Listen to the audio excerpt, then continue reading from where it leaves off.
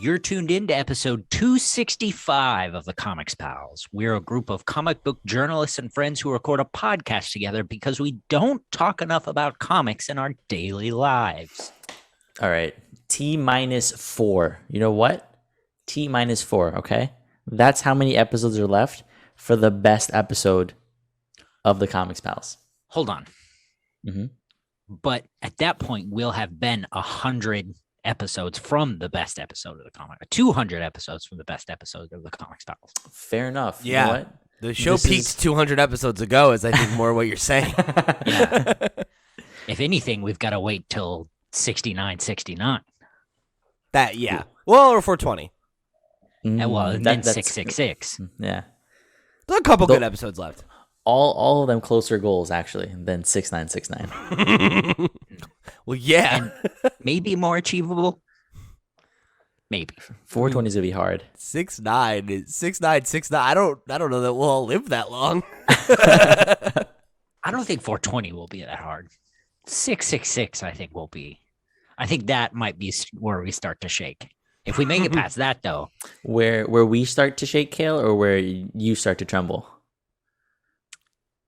Well, I'll definitely be trembling. I mean, I'll only be trembling because I'll be fine. I'm obviously, I've said this on the show before. I'm saved by our Lord and Savior Jesus Christ. But you guys will, you'll have trouble. See, my thought was that you're trembling because in this scenario, you're like somehow still even older. So you're like, you see those like old dogs or like old folks where they just got no meat on their bones and they're just cold all the time. Like, that's more where you're going to be at. Yeah, well, speaking of that, and thanks for making fun of me, I fell down the stairs this morning. So, you know what happens when they start to fall. Yeah, it's no good. We gotta get you in a ranch house, buddy. We can't have you going up and down the stairs every day like that. It's tough on your knees. Did that subscription of Life Alert get to you yet, or that's the thing? It didn't.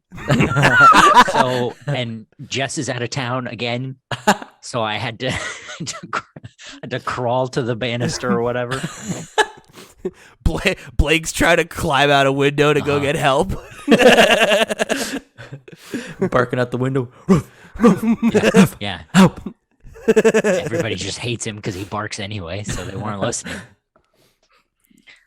So can you imagine if an episode of Lassie ended that way? Like the dog goes to get someone, they're like, get the fuck out of here! Shut up, Lassie! And then this kid dies in a well. It's always something with you. This dog never shuts up. All right, well, let's fucking get into it. This week, I'm hosting. Nice. So I should start with an apology. I didn't have anything, good prepared. So this will be the show. Just this? Yeah, this. There's no news stories. We're just going to talk about Cale falling down the stairs. Listen, yeah, we're barely going to get through the comment section, and we'll see what happens. We're 5 minutes in. I don't know if we can. I don't know if Pete and I can stretch this for the next hour. I'm gonna while we're talking, I'm gonna go through Bleeding Cool and see what shit Rich has pulled out of his ass for a website. We'll make a show out of that. How about that? Yeah. All right. No, that's just that part. I'm just kidding about what we're going to talk about this week. We're going to talk about the Spider-Man No Way Home trailer. I don't know if you guys have heard about this little film. Yeah, a fun little indie film. It'll be cool. Yeah, we're going to talk about TKO's new TV deal and a surprising partnership between everyone's favorite toilet reading and everyone's favorite reason to go to the toilet. Well done. You know what? Pretty good. He's He's proud of himself for that one. Look at him. It was pretty good. I wasn't convinced when I wrote that joke, but as I was saying it, the delivery was clear and smooth, and I went, you know what? Killward, you did a good job on that one. This is funny. And he says he didn't prepare. Before all that, let me tell you where you can hear more of this riveting conversation. You can find us on all of your social medias, Facebook, Twitter, Instagram, at The Comics Pals. And you can find a link to our Discord there if you want to interact with us outside of the show. We've got a food channel that is brand spanking new. Popping. And it's popping. it's getting the most activity since we had our big weeb boom.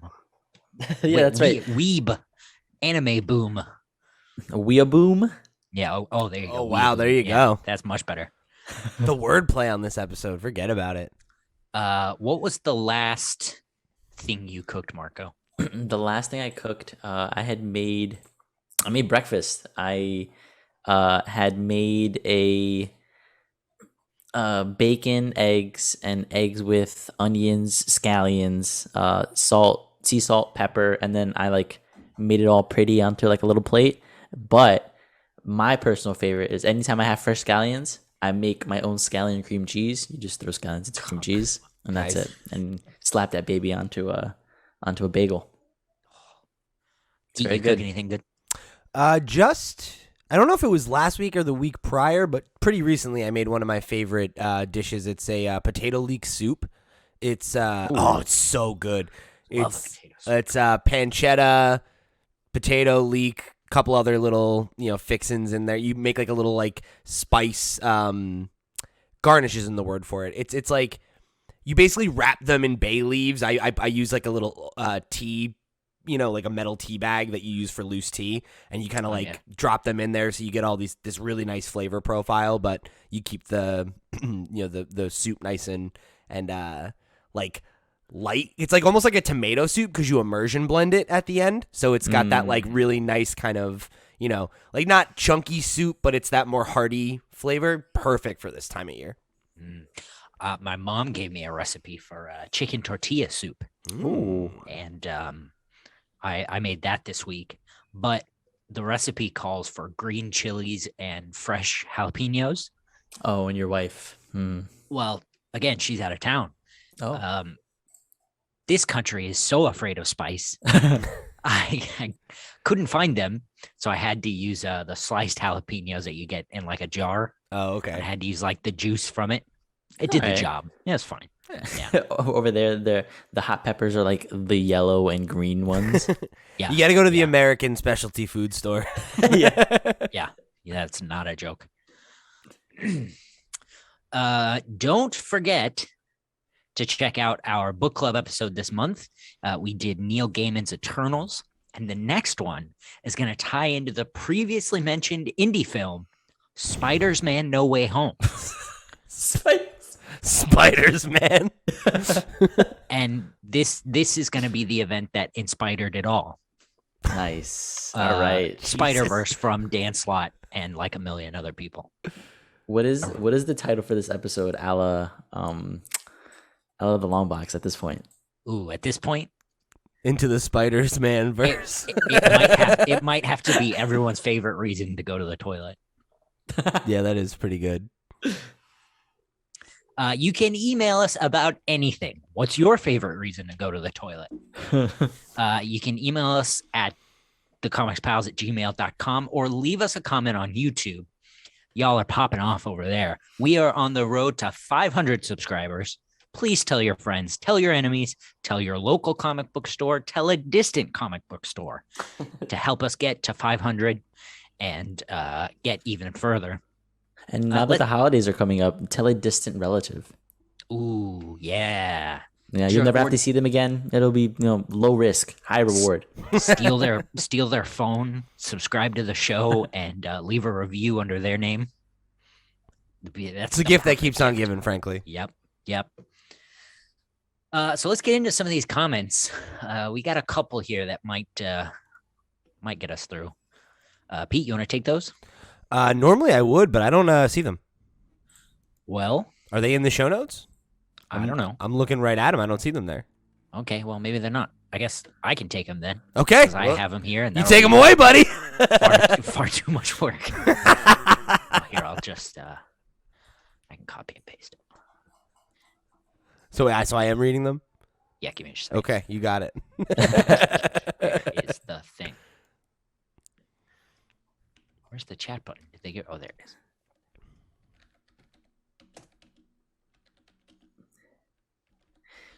Chat button. Don't say it like that. Like what? Okay, hold on. I forgot I put it in the Yeah, I got it. It's okay. Sorry, I forgot. No worries. All right, I got it.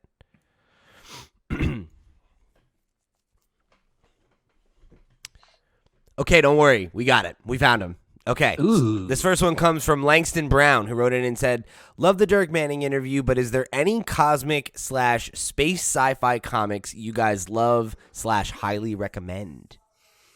Yeah, I mean, earlier this year, Beta Ray Bill, we enjoyed that quite a bit. Yeah. That's a cosmic Marvel, maybe not the most science fiction-y story. Obviously, there's like a good bit of that, magic kind of stuff in it as well. A bit more space fantasy. Yeah. Star Wars, I guess. Sure, but still good nonetheless. Great book, Daniel Warren Johnson. A new favorite of mine after that book. So definitely one to check out. That's like a hot, fresh one this year.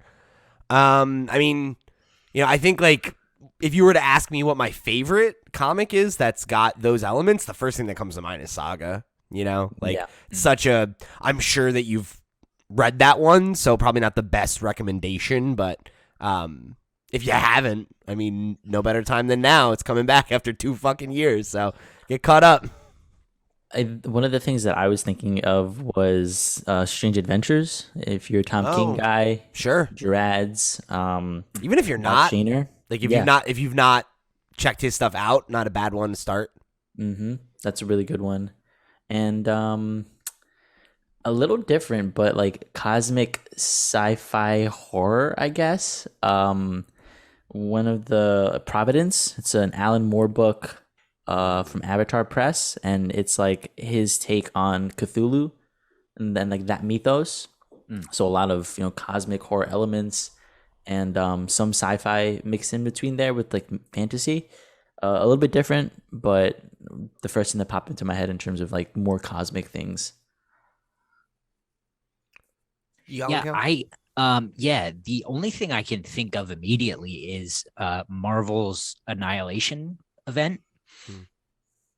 So this happened around the same time as Civil War, and I wish Phil would was here because he knows a lot more about it than I do. I only read it the once, but it was a huge impact on me. It stars sort of only cosmic characters, but it's a huge like galaxy spanning event where the annihilation wave is coming to just wipe out the whole of the Marvel universe. That's cool. And only the cosmic people can stop it. And it's like a ragtag group of like the Super Skrull, Drax, the Silver Surfer, Rocket Raccoon, and Nova, I think are like the 5 main people or whatever in the book. What a random group. Yeah. And it's huge. It's like a cosmic epic. The problem with that book is it's so old at this point that it's been wildly out of print and crazy expensive. I think you can get it on Comixology, but that's the only one I can think of at the moment, and I'm definitely going to regret that. It is what it is. You just made me think of one that we did a long time ago on the book club. Silver Surfer Requiem. Oh, okay. Talk about that one when he's finished. Mark. Yeah, you can talk about that book later if you want. But that's J. Michael Straczynski and Asad Ribic. Great book. Great story about the Silver Surfer. Slurfers. And it's a very, very cosmic oriented story. So that's a great one. I thought you were going for Space Riders. Space Riders. I mean, you liked that book, so you can talk about it. Yeah, I had fun with that book. Alexis Zirrit on art, and honestly, I'm forgetting the writer, but probably tells you how we felt about the book. The art's the reason to show up for it, for sure. Art's absolutely the reason to show up for that baby. Was it? Yeah. Definitely go take a listen to that. But actually, 2 Jeff Lemire books that I just thought of. One, Descender. And the other one, which actually Cale and I, did we do a review of this one? Yeah, we did. Yeah, of Sentient. Sci-fi fairing this book. We did. So good. Considering we're going to be talking about TKO later, pretty relevant, but yeah, real good stuff. Check it I out. believe I forgot that. That book is staring at me. It's right. It's literally right there, staring at me, and I'm turning and looking at it, trying to find it. We got there. We got there. All right. All right. This next one comes from Ganesh, who wrote in and said, Al Ewing, the biggest Hulk fanboy. Yeah, makes sense. What? Well, yeah. Wrote an all-star run. Yeah, he's writing it. Was writing it. All right. We'll find out if Donnie Cates is as big a Hulk fanboy as Al Ewing. I feel like he's got it. I feel like he'll figure it out. This next one comes from Apothecary117, who wrote in and said, and this was on our last image review, or maybe not the last one, but the last one we read Spawn when we did King Spawn. Apothecary117 wrote in with a response to, I think, probably one of my points, saying, just to clarify, a Hellspawn's power is finite. If they use all of their power over time, they die, which is why you constantly see Al Simmons utilize his military training when he fights with guns rather than just his powers. All right. So, first of all, Apothecary, I appreciate you writing in with that explanation.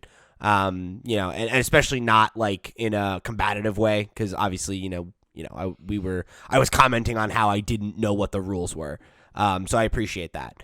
That said, I don't feel like that pushes back on how I feel about it in the context of that issue, where I feel like, to me as a reader, even if that's like the in-universe explanation, it feels very unclear at any given time what any one Spawn's power level is relative to who they're fighting or the other Spawns. And that was what was bothering me in that last issue, was this idea that like Medieval and She-Spawn, who are seemingly, should be as powerful as Spawn, at least to some degree, right, are like getting clowned out, and then he shows up and just whoops ass, even though he was so weak he couldn't fight vampires in Spawn last week, and it's like, that doesn't add up for me, and I know that they're different books and everything, but they're all supposed to be taking place at the same time and have that connection, and it's just universe. Right, it's Spawn universe. It just feels to me like, I don't know. It feels like sometimes when we will criticize, like, and maybe not something we've done recently, but you'll criticize like superhero comics where it's like, oh yeah, like right now, like this character's here, and here, and they all have totally different, voices and levels of ability for some reason, because that's what this writer wanted to do. And that's, more forgivable I think in that context. Whereas like this is supposed to be like a tight thing. It's supposed to be a line. And I don't know, like that element of it feels weird to me. It's all written by the same guy, and his voice is wildly inconsistent on a good day. Yeah. So I don't know. I don't know. I don't take any pleasure in talking about the fact that I just don't like Spawn, but I think that's just where I'm at. Yeah. I don't know, man. I think it's just whatever Todd McFarlane thinks will be cool at any given moment. Yeah. And I guess that's fine. I don't know. Anyway, go check out our review this week of Gunslinger Spawn. Where we have opinions. All right. I want to take a weird pivot. Okay. Let's talk about manga. Oh, God. That doesn't sound like a weird pivot. Do we have to? I want to take another weird pivot. Okay. Let's talk about pop music. Okay. I like that more. One more. Okay. Let's talk about video games. Okay. 2 out of 3 ain't bad. So this week, Naruto and Ariana Grande were introduced into Fortnite as playable characters. Mm-hmm. Yeah. Yep. And the memes are tremendous. What a world we live in. So I am going to share the proof I have here as soon as I can figure out how to share my screen. Come on, Grandpa. There's a button you push. It says, there it is. Oh my God. Here's the other one. that's so good. The caption. If you're not on YouTube, you should hop on. What's that? What is it? Yeah, so what I'm seeing is Ariana Grande choking some guy from Naruto. Sasuke? There we go. Sasuke, See, I knew a guy's name. There's what's the name of his clan, Marco? Do you know? The Uchiha clan. Yeah, the big caption I saw that really stuck out to me was his clan will die here by Ariana Grande's hand. Good stuff. So that brought to mind a question. So would you say that question is somewhat random in nature? God damned if I wouldn't. God damned if I wouldn't say it. So that would mean it's time for the random question of the week. And that in 265 episodes is the only time you'll ever hear me call for that. And that's the only time I'll set that up. That's right. So my question is, if you could bring any two characters, real and imaginary, into a video game to duke it out, who would you choose and who would win? So one has to be real. And one Yeah. Okay, Yeah. right. And character is as broad as you want it to be. Like, you can consider like Donald Trump a character. Okay, I've got And I say that without judgment, even though it's full of judgment. one immediately just off the cuff, so I'm going to go with this one. So my celebrity is Guy Fieri, Tremendous. and I love it already. my character is the Swedish chef from the Muppets. They duke it out. And it's like Cooking Mama, but it's like a cooking competition. Okay. Who's the better cook? Winner take all. And yeah, who's the better cook? And I'm gonna give it to Guy. I feel like Guy. Because here's my thing with the Swedish chef. Love the Swedish chef. How often do you see him finish a dish? Yeah, I feel like most of the time he's getting in fights. He's getting distracted. food. Yeah, so I feel like he's trying to fight some Muppet chicken to cook it, and Guy's already, he's already made the jalapeno popper. and he's already popping his sunglasses back on and walking out the door, Yeah. Interesting. driving off in his weird car. Back to Flavor Town. Yeah, taking the belt back to Flavor Town.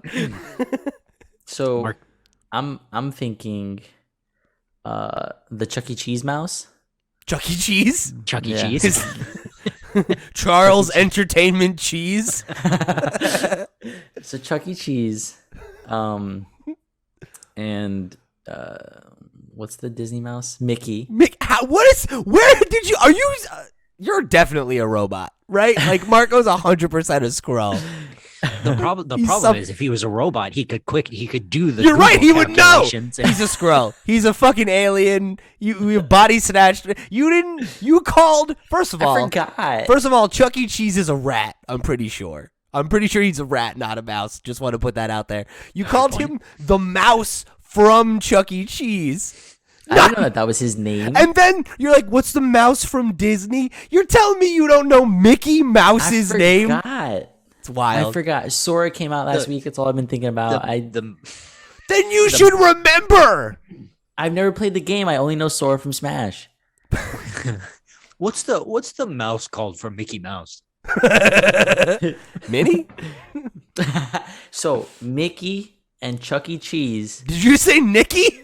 Mickey Okay. and Chuck E. Cheese, and they're playing Jackbox. That's it. Okay. Okay. All right. Which one of those is the character and which one's the celebrity? So the celebrity is Chuck E. Cheese, and the character is Mickey Mouse. Okay. And Mickey Mouse wins. I think that goes without saying. Yeah. Okay. For legal reasons, I have to say that. Fair. This is a Disney sponsored podcast. Yeah. For me, I have a couple. So my first one is Freakazoid. Okay. I'm in I don't know already. if you guys, I don't know if you guys remember Freakazoid. Yeah, I do. Freaking me chimpanzee. Let's go. Tremendous. And Boris Johnson. This one is mine are political. Sorry. In the Hyrule level of Smash. Okay. Because that's what Britain is. Okay. You guys, I know you guys haven't been over here, so. Yeah, I guess that one went over my head a little bit. Yeah. But basically, Freakazoid is just going to give him a great big cartoon wedgie. All right. Yeah. I mean, I'd watch that. My second one is Hong Kong Phooey and Ted Cruz. Whoa! What? In the Among Us spaceship. And Hong Kong Phooey is gonna pop out of his filing cabinet and chop Ted Cruz in half. Big fan of that. Okay. All right. Yeah, that sounds good. My last one was a bit of a throwaway, just because I wasn't completely sure how long you guys would take.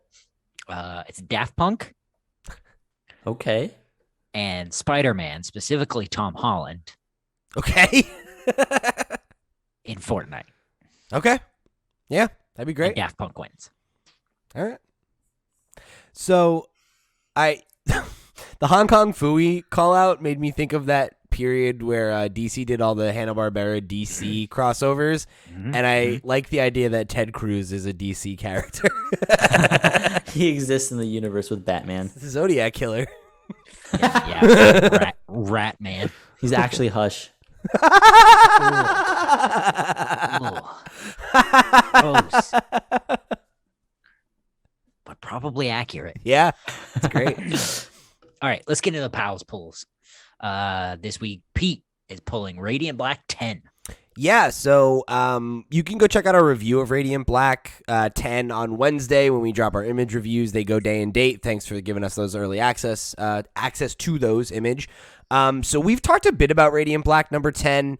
We got to talk about it with Kyle Higgins at Comic-Con, New York Comic-Con, and actually got to see it before it was done while it was still being worked on. So it's one we've been looking forward to. It's like a very, very cool special issue if you can get the physical version and you have access to a blacklight. The whole thing is done I forget there's a word for it, but like fluorescent colors? Yes, fluorescent colors. The whole thing's done in fluorescent colors, so it'll react under a blacklight. And Kyle said that there's like secret kind of like Easter eggs if you go through it with a blacklight as well. So definitely one that you might want to try to pick up physically if you can get your hands on it. Obviously, supply chains notwithstanding. But this is definitely an issue that I think you're going to want to get your mitts on if you can. Yeah, and especially physical. Yeah, definitely. And, obviously we reviewed Radiant Black number 9 when it dropped last month. And, we were pretty high on it. It feels like the book is in a good spot. It's got some momentum. And I feel like this issue doesn't slow things down. So check it out.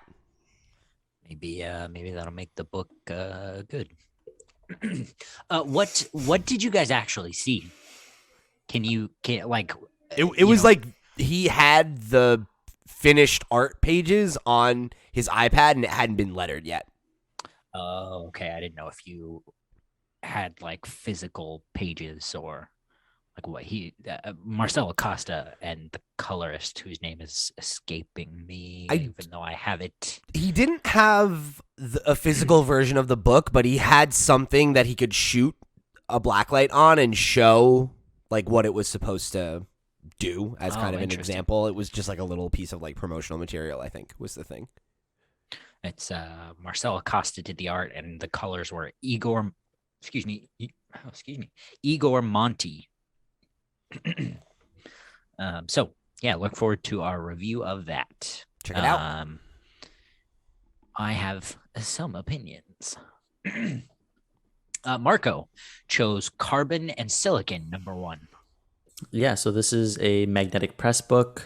I've mentioned them in the past. They're they're a European publisher, and they'll put out interesting different books with different kinds of artists and writers specifically coming from Europe. And so it's always interesting to take a look at some of those. This one is about a empathic artificial intelligence and it coming self-aware. I always love those kinds of stories. It's yours. It is, yeah. It's how I came to be, and yeah, super super cool. The cover looks really nice, and it's by Matthew Babelet, who is doing both the writing and art. You also chose Marjorie Finnegan, Temporal Criminal #7. Yo, this book has been fucking hilarious. Marjorie Finnegan, a criminal that jumps from time to time and steals shit. That's the setup, and it's by Garth Ennis, Goran Sudzuka, and it's colored by Miroslav Merva. Really, really just goofy, wild, funny book. They Garth, pulls no punches in terms of using gore, doing some pretty cool stuff with Suzuka on an art front to like really communicate comedy, and it's been a lot of fun. So would definitely recommend you guys pick this up if you can. Well, here's what's throwing me off. You said they jump from time to time. So do I. You know what? What's so exciting about that? You're right. Okay. I had nothing. Not going to rebut that. Okay. Nope. Well, fair enough. Marjorie Finnegan, Temporal Criminal. Check it out. As for me, I am going to plug a couple of Kickstarters this week. My dear friend Letty Wilson has started one for Owl People, which is her webcomic, which is finally being collected. I've been following this book for a long time. I was one of the people that got to read the original script, and this book deserves so much better than Kickstarter, but here we fucking are. Well, maybe, you know what, though, it's under her control, so maybe it's actually maybe it's for the better. Yeah I think there's definitely value there. It's a dark fantasy comic about fairies forced to live secretly on the margins of the human world. So that's here's a better better synopsis. In a Scottish city full of conspiring pixies, territorial witches, and forgotten paths to other worlds, an exiled fairy struggles to find her way and remember her own past. It's good stuff. I was reading it when she first has been starting to put it out. It's been around for a while. Yeah, it's been around for a while. Yeah, and I fell off just because I think at that point she hadn't been updating it as frequently. I think she had gotten like some job or something. So I fell off it then, but well worth. I'm backing this. I backed this so I can actually read it and catch up and see where the story went. So for what it's worth too, if you want to check it out, owl-people.com is the website, and you can check out what's available so far and see if it's for you. Oh yeah, what is the Kickstarter? Let me pull up. There's a link to it on that website as well, and we'll have a link to it. Tremendous? We'll have a link to it down in the description as well. Yeah, but if you go to the homepage of Owl People, it's bottom of the project. I'm sorry, bottom of the page. And it's called Owl People Book 1, The Fruit. Yep. Check it out. We are actually we are just a few $100 away from hitting the goal. Oh shit. Yeah. No, 20 days to go. This thing was always gonna pop the fuck off. Yeah. Just $450 away. The second Kickstarter that I am going to plug is a friend of the show, Christopher Sabella's. He's finally getting that beekeeping comic off the ground. I'm so excited for this. He told us about this book like 5 years ago. Yeah. So this one is called Foul Brood. And it's a crime comic about beekeeping. Here's the synopsis. Beekeeping is a cutthroat industry. When low-rent thief DC Cole makes off with Jolene Witherspoon's entire supply of beehives, she'll have to scour farms, apiaries, and secret networks of rural California to track him and her bees down. With nothing to go on and a mean temper mixed with desperation, Jolene's crusade will push a rural crime family and its psychopathic soldiers into action to protect their interest and put a pair of bored agricultural task force cops up against something way scarier than stolen tractor parts. Rad. So awesome. This is really cool stuff. And like the art, I'm trying to find who it is. Claire Rowe. Oh, okay. He worked with her on not Heartthrob. It's one of the first ones he did about reincarnation. I'll find it. I can't remember what it was, but they've worked together before, and they're Welcome Back. That's the one. Tremendous chemistry together, Chris Sabella and Claire Rowe. So check this one out too. We'll have a link to all of them down in the description. Both of these have about 20 days to go, so you have time. Payday is still coming, so it's okay.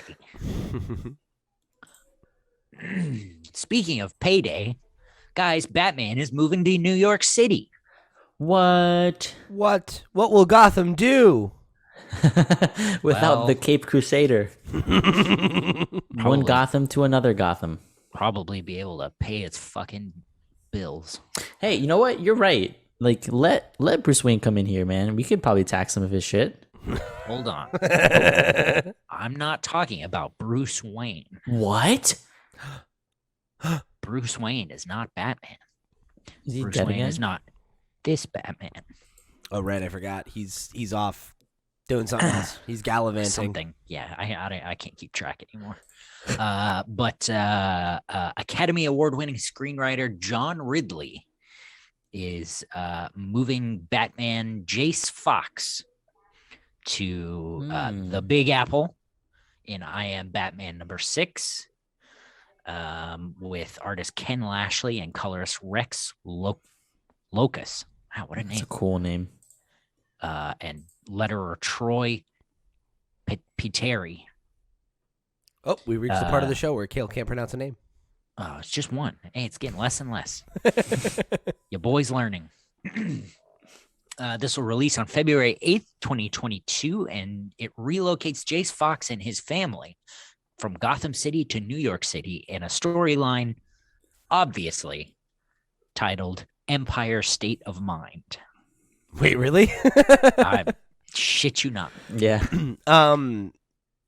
So I guess this means Bruce is coming back to Gotham, right? Probably. Yeah. That would be my bet. If I had to guess. Yeah. Because it's definitely not like this hasn't happened before. Dick Grayson moved to Bloodhaven. Barbara Gordon went to Burnside.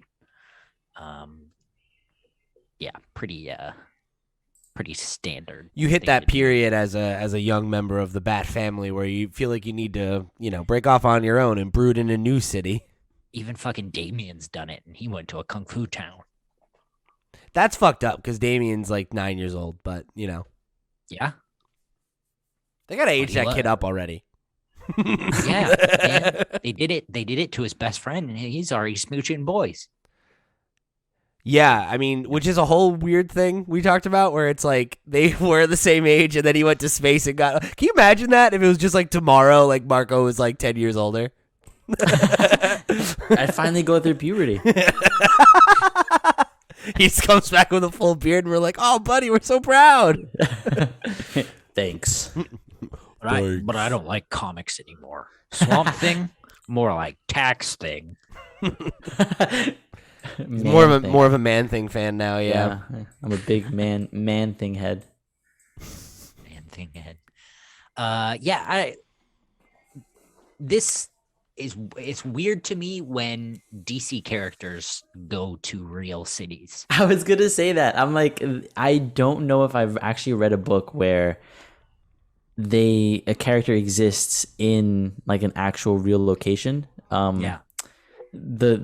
The closest thing I can actually think of is when Swamp Thing is in Louisiana, but even then it's like Louisiana, the swamp, and like it's very much like Louisiana, Yeah. right? Yeah, Like it's yeah. not a actual place. He's not like in New Orleans. Right. He's been to New Orleans, but that's the extent to which he exists in like Louisiana in the space. Right. So it's interesting. I think it's pretty cool that he's going to New York City because tall towers and all this stuff, and like it fits the vibe.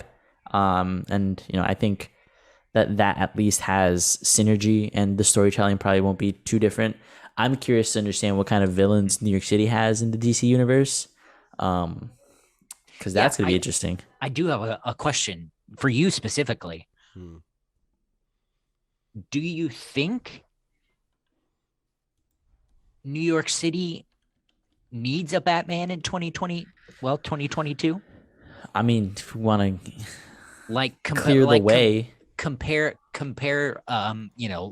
like New York and like Chicago were like the original inspirations for Gotham as a whole, and this would have been 70s New York. I mean, I feel like a lot of it has changed and it's continued to change. Like crime's only getting better. And I mean that only getting better. Yeah. And I mean that the Crooks crime are getting rates, so much more effective, I feel like crime rates are consistently down, and it's just it doesn't feel like what I grew up with my parents telling us that oh, be careful on the train, like the train would literally be graffitied up and you'll likely get mugged or whatever, or Times Square had peep shows, like that was the thing. But now it's, if anything, Batman's there to make sure that I can walk through the tourists. Oh, interesting. He's gonna be there. He's gonna be like, "Pa, get out of here! Pff, move! We're trying to get to work. Go back to Ohio." Wouldn't he be a tourist? He is. Yeah, you're right. That's well, he's moving there though. True, he's moving there. He's not just visiting. He's okay. he's, So it'll be about 3 months before we really see him sort of activate the New York state of mind. Right, exactly. The Empire state of mind. That's right. So to speak. He's probably gonna move into Brooklyn, Flatbush. He's gonna get accustomed. He's gonna go to his local food markets. He'll find a favorite bodega like everyone does. Mm-hmm. Yeah. That'll What be an his exciting time operation for center. him. What an exciting time for Jace. It's gonna be cool. That'd be interesting. His Batcave is gonna be like in that same bodega, just underneath. It'll be one of the grates that are outside of the bodega that you never walk on. So this is like a weird turn, but I was blading through Netflix last night, and there's this movie. I don't remember what it's called, but it stars Andrew Garfield, and it's Lin-Manuel Miranda's like directorial debut, and it's I think about the guy who wrote Rent. And there's this line that made me think of Cale, because he's like arguing with his girlfriend who he lives with about how she's like not paying attention to her and he's so unhappy, she's unhappy, and he goes, everyone in New York is unhappy, that's what New York is. I mean, I was really questioning it up to that point, but now you see where I'm coming from. But that is very specific and very, very true. Everyone in New York is unhappy. You think he'll take the train or the subway? He's rich. He's rich. He won't have to. He doesn't give a He'll shit. be one of the 4 people that get to drive around on the streets in traffic. Well, yeah, there are a lot of cars. The middle class people Uber, obviously. The upper middle class Uber. He'll likely have a better chance of getting to a crime spot by taking the subway than he will trying to get there via Batmobile at 5 p.m. I'll give you that, but running on rooftops will probably be a lot better than taking the subway. I think you are grossly overestimating the reliability of your subway. Fair enough. Especially if we're talking from Brooklyn. Also, he has that cool-ass motorcycle, so... That's true. And everyone knows motorcyclists do whatever the fuck they want. Exactly. Why else would you Cut in have between. one? So, all right. Well, glad we cleared that up. Exciting new chapter for Batman. Jace Fox. See you in the city. Guess. Yeah. See you in the Big Apple. Ugh, when people call it that. Ugh. You better not say it. That's where I dropped the book. The Big Apple. Oh, nope, sorry, not for me. Hey, we gotta go to the Big Apple. Excuse me. How do I find the apple? How do I find the Big Apple circus? He better call a hot dog a glizzy. Excuse me? Fuck. A glizzy? Come on. I don't. Wait, what? Listen, no. Wait, what? No. A Listen, glizzy? no. No. I don't think so. Wait, what? He's good. If he's No. here, he's gonna call it a glizzy. I don't think he will. Then he's not a fucking New Yorker. But you know what? It might be for the best. Speaking of things that are probably for the best, guys, set your mind at ease. Science has proved that Thanos' snap with the Infinity Gauntlet is physically impossible. Nah, it's bullshit. Thanks, scientists. No, they're wrong. Oh, Okay? yeah? Yeah. Go ahead. Well, no, here, let me hear their flawed argument first. Okay, well, here's the thing. It's not exactly what it says on the tin. But the researchers at the Georgia Institute for Technology figured out that it's the actual physical act of snapping while wearing a gauntlet that's impossible. There's an amount of friction that's needed to create a snap that can't be achieved while wearing the glove, even for a giant grape. Okay. So here's the thing, right? Great. If you're talking about a regular gauntlet, this is the fucking Infinity Gauntlet. Once you're wearing it, you can alter reality. So you use the reality gem to make it so you can snap your fingers. Take that, science! Well, hold on. They have proof. Oh, proof. Data. So, according to Let me hear this Eureka Alert, data. a newsletter for the American Association for the Advancement of Science, using high-speed imaging, automated image processing, and dynamic force sensors, the researchers analyzed a variety of finger snaps, and they explored the role of friction by covering fingers with different materials, including metallic thimbles, to simulate the effects of trying to snap while wearing a metallic gauntlet. But much like the prune Bruce Willis himself. What an incredible use of time and money. So I saw this in the actual article, but they were like, yeah, we don't really know why we snap. It's a thing only we can do. So nobody has really studied it. So we thought, fuck it, why not?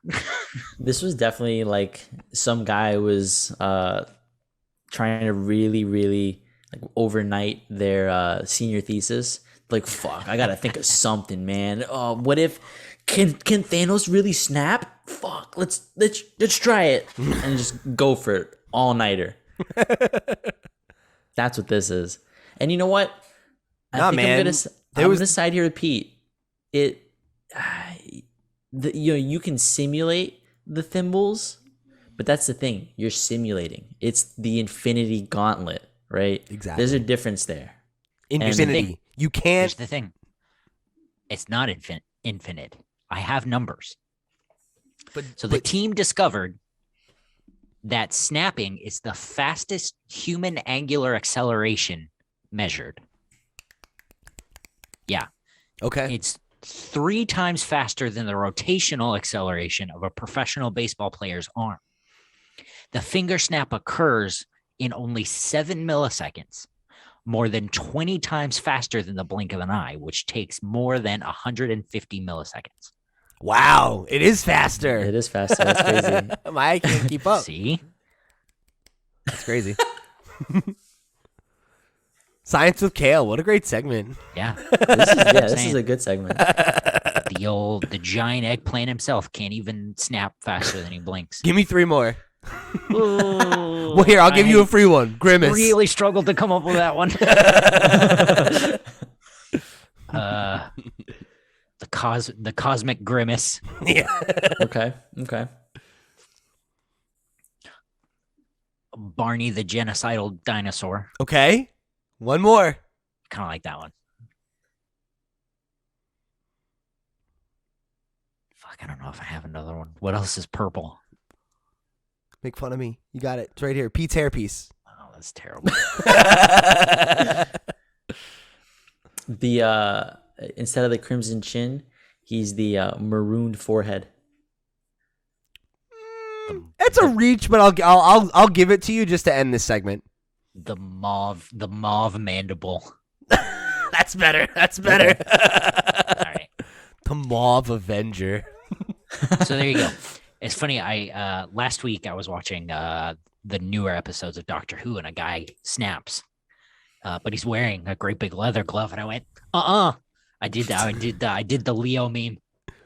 I love the idea that he did that, and they had to like add a finger snap in post.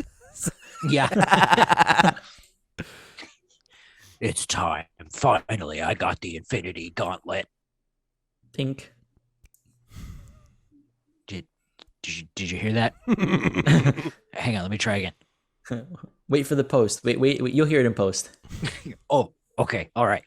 Let's Thor, come hit me. Oh, sorry, you're gone.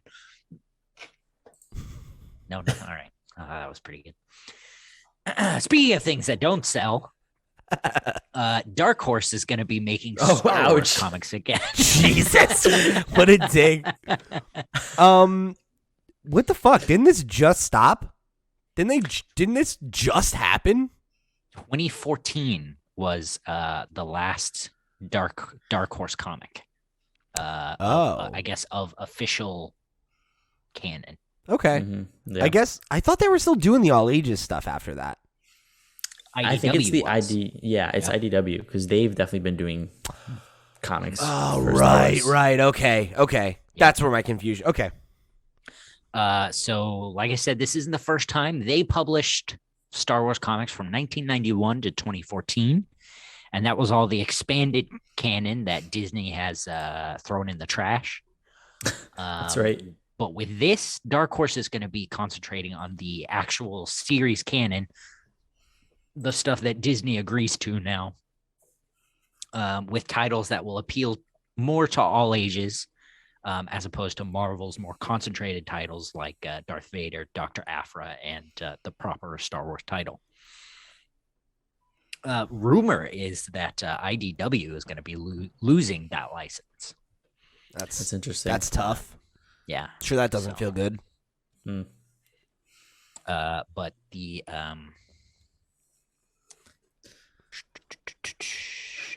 it's interesting that like I guess like why jump back and forth, right? Like why not just continue to work through IDW if you already have the relationship there? I mean, the fact that they are revoking both the Marvel and the Star Wars license from IDW at the same time, and then going with another, like if they were bringing them both in house, like they were with the Marvel stuff, I would just be like, cool, that makes sense, right? You make comics, why would you outsource work if you don't need to? This makes me think that maybe the relationship with IDW had soured. Maybe Dark Horse made them a better deal. I don't know, but there has to be some either creative or financial imperative to make that shift, right? Yeah. Isn't IDW a branch of Marvel? No. At some level? No, I don't believe so. I thought I thought that was old common knowledge. I don't believe so. Degree. Oh, well, let's find out. The Dark Horse's founder, Mike Richardson, according to this Gizmodo article, sounded quite excited, and not just because the company's going to make loads of money. Richardson says, Dark Horse Comics has a rich history publishing Star Wars comics and graphic novels. Star Wars is near and dear to all of our hearts, and I've been a fan since I saw the original film 19 times during its original release. I'm thrilled that Dark Horse will once again bring new stories to life from this incredible galaxy, and I'm not exaggerating when I say we can't wait to bring these new adventures to fans of every age. I wonder if they're going to do the High Republic stuff, because that's been a lot of fun. I've been reading that from Marvel. It's been cool. the very last line in this article says that Dark Horse will resume publishing Star Wars comics in the spring of next year, focusing initially on stories set in the High Republic era. Well, there you go. There So you it go. seems like the High Republic is has a long road to hoe. I'm on board for that. So I did look at it. Doesn't look like there was ever any connection with Marvel. Oh, weird. Maybe they just did the I know they did a bunch of all ages Marvel. Yeah, they titles. did Maybe those that's for what a it was. long time. Yeah. Yeah. Marco, you really like the High Republic stuff. Yeah, it's been fun. I haven't read the IDW stuff. It's only been the Marvel things, and it's annoying because they'll come out on like the same day, and you have to like really be careful because you'll click through and you'll be like, oh, nope, this is IDW, and I'm not following that series. But yeah, it's been good story, good art. I like it, and I like the universe that they're in, like this kind of setting, because it's not like the dirty kind of very lived in Star Wars universe that we're used to. It's all shiny and new, and everything is super clean. The ships are super clean, smooth shaped. It's interesting. What's the relationship to the main canon? Do you know? It's 10,000 years before anything like actually happens. So they have essentially creative license to do whatever they want, because none of it's actually going to affect. I mean, presumably nothing's going to affect down the line. Yeah, I was gonna say the High Republic era. That's the same era that like Knights of the Old Republic. Yeah, right, is set in, and that's like so far back in the canon. Well, Dark Horse did a series, Dawn of the Jedi, which was set 25,000 years in the past. Okay. And it's like, why? That's so far. I feel like it's because of what Marco said, is that like if you're that far back, sure. it doesn't matter, right? You could do whatever you want. Mm-hmm.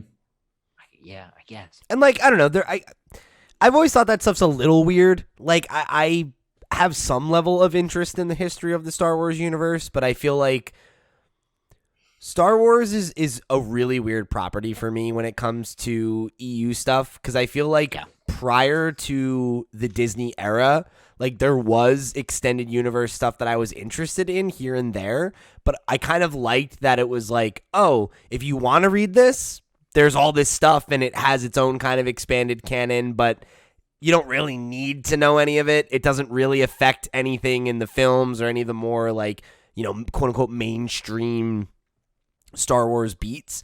Whereas like when it comes to this stuff, it's like I don't really know how much I want to know. It's like that's what I don't like about the prequels. Like I think the prequels do Star Wars a really big disservice because it demystifies so much of Star Wars, and that's what was good about Star Wars was the mystique and the mystery and the magic of it. And it feels like it kind of does a lot of work to undo that.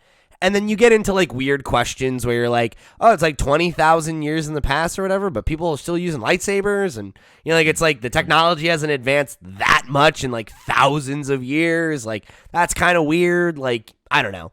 You get into these weird kind of questions that you don't have when the entire mention of the past is like 2 lines of dialogue from Obi-Wan. You know what I mean? You're like, oh, cool. There used to be Jedi and there was a war and now there aren't any. Got it. That's all I really needed. So, actually, I'm just looking through. It's actually 200 years before the Star Wars films. Okay, so that's not nearly as bad. Yeah, and let me. I'm gonna share my screen really quick. Just cause. Oh, actually, I can't.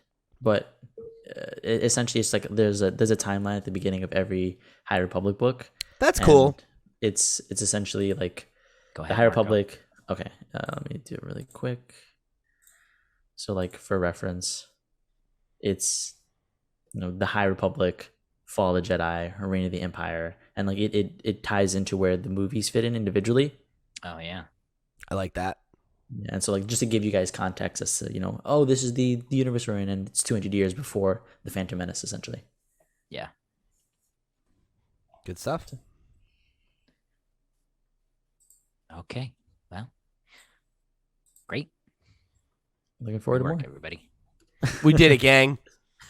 Yeah, I think I would like to be into the High Republic era.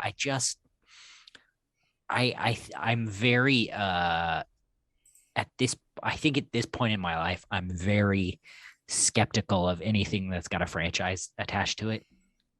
And this is a very me thing that only started when I got big into Marvel comics, and Avengers happened, and now everything Marvel sucks to me, and that's just my life now. Well, did you ever read the Star Wars stuff like before? I read one or two books. Yeah. Okay. They were the later stuff, I think, because like Vader and all that. No, this would have been post Vader. It was about their kids, Ben Solo, and one of them betrays the whole family and turns dark and kills the youngest sibling, or because that Star Wars stuff, like the when 2015 they got everything back, that stuff's really good. All the Star Wars stuff from there, all the Darth Vader stuff from there, any of the side books are pretty good as well. I was all about it, and then this stuff I think in the same vein continues the quality.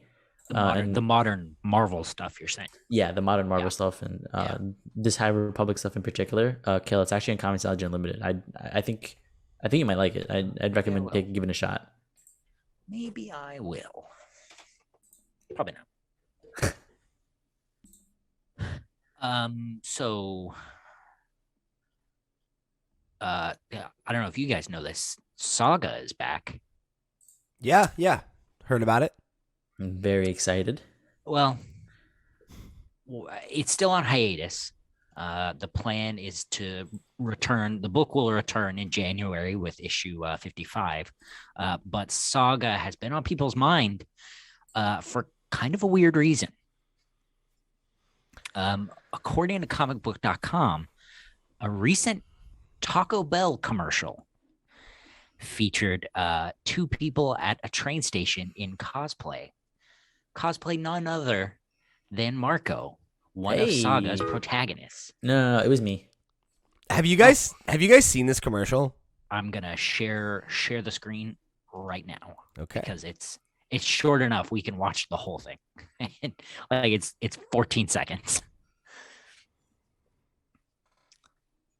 Up. Grandpa can't get all the spam off his computer. There we go. Have you seen these comic book websites? Yeah, so I saw this. So something that you saw. Did you see it on TV? Yeah. So get out, really? Because here's the thing. I never ever, like, in the last, I don't know, 10 years, right? Like, I never see commercials, right? I don't watch television on TV anymore.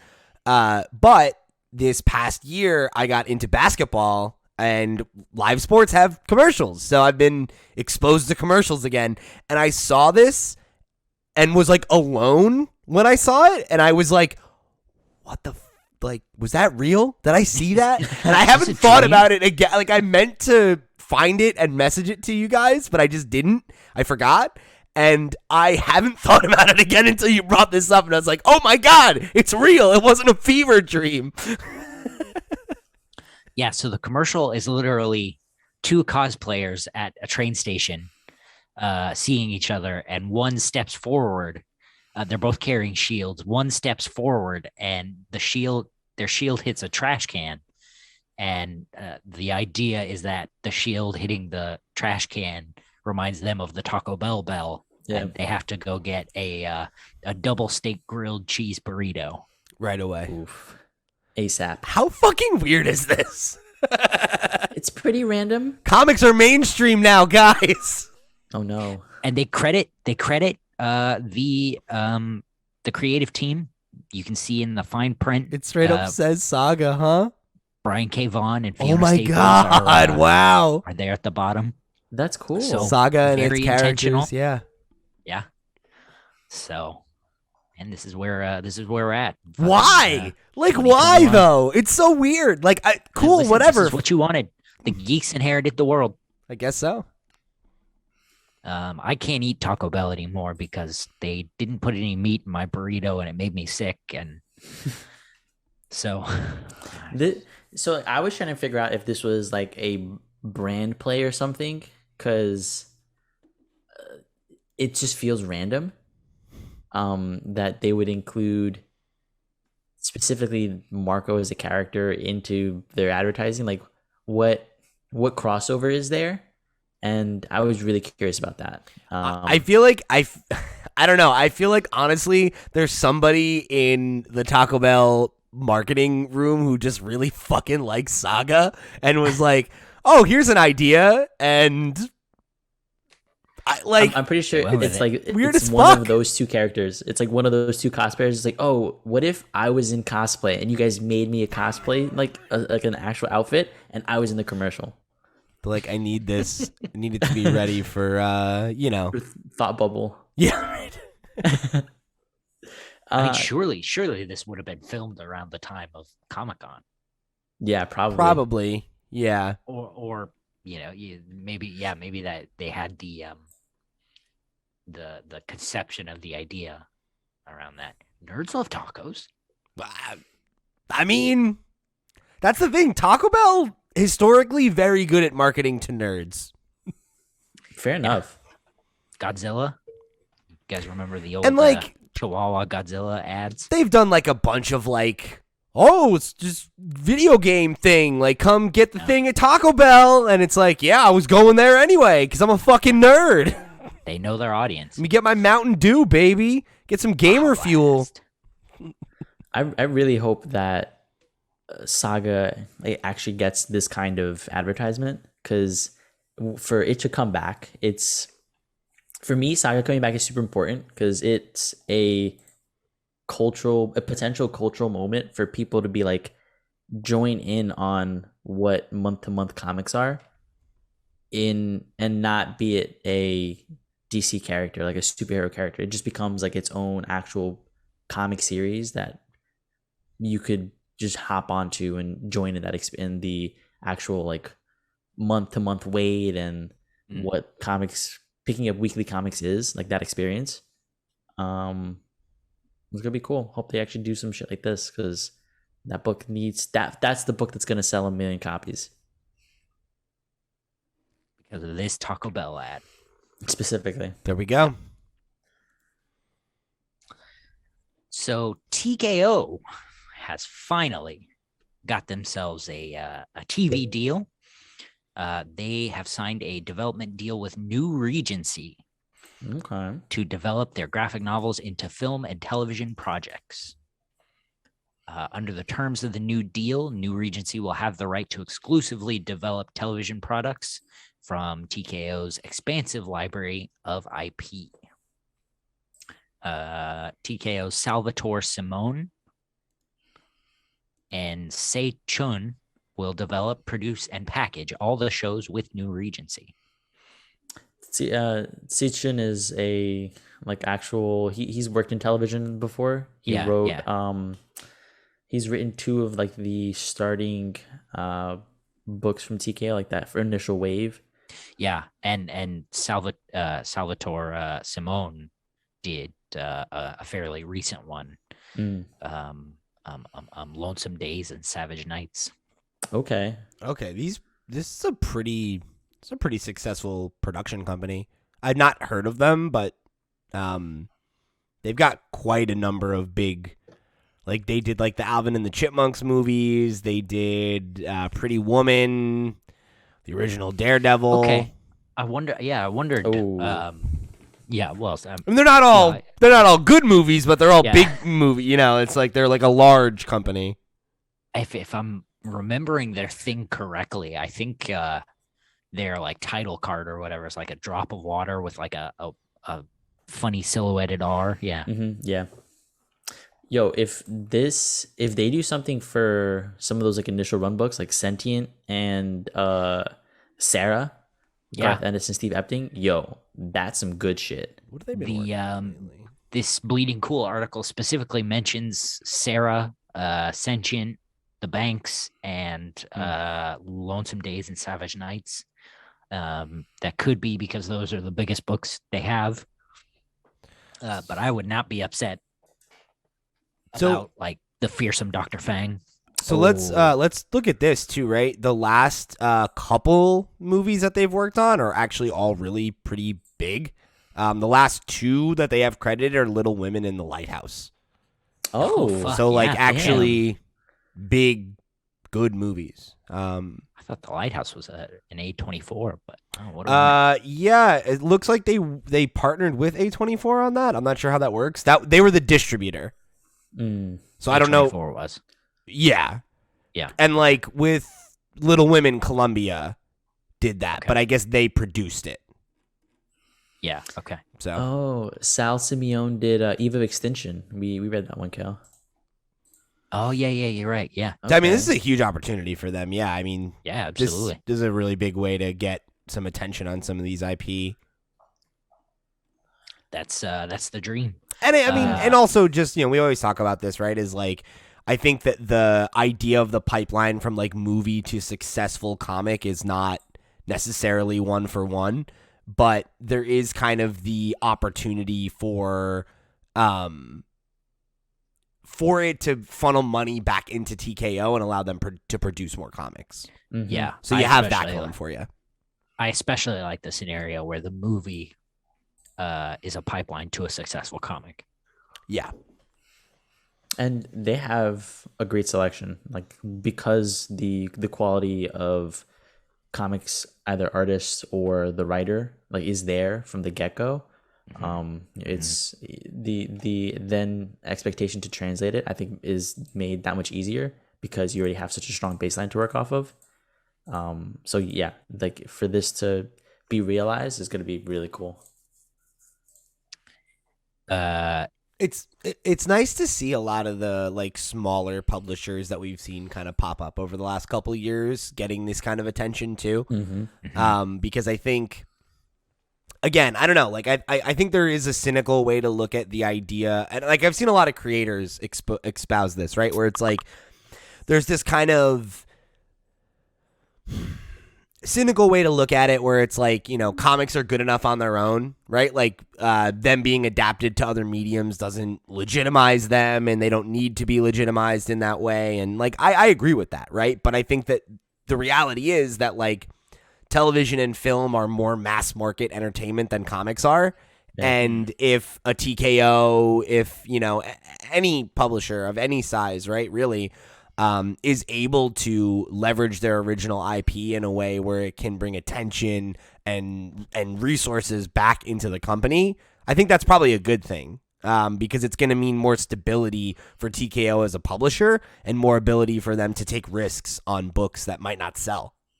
Yeah, I think the big issue really came in that wave of like the 2000s with like Mark Millar on like the Ultimates. Where you can, that era of comics is very much written to be cinematic and very specifically to be translated to films. So I think I agree with you. I say that that like I think people still hang on to that idea from that era. Yeah, for sure. Yeah, and like I think that there's a lot of that conversation when something is getting adapted, or like, oh, how amazing would it be for Saga to be a show? It's like, it doesn't need to be a show. It's a great comic, right? Like, however, for an IP that doesn't have as much brand recognition, or for a publisher that needs, breakout hits to define them as a destination for A-tier comics, this is something that could really benefit them in a big way if it comes together and it works out, Even if it doesn't, ideally it means more money in their pocket and more resources to, get more books made, which is always a good thing. Yeah. One of the things that I think if you can start to build the pipeline similar to what manga has with anime and with movies, like if somebody can actually get that going, that I think will also in turn have that appeal on that mass market scale, and will, I think, immediately pay back towards the actual book because like what is it? Way of the House Husband, right? That started coming out maybe 2018, and by 2021 it already had like an anime out, and it was essentially a brand new book that like went back to the book. We've already had the discussion on Demon Slayer.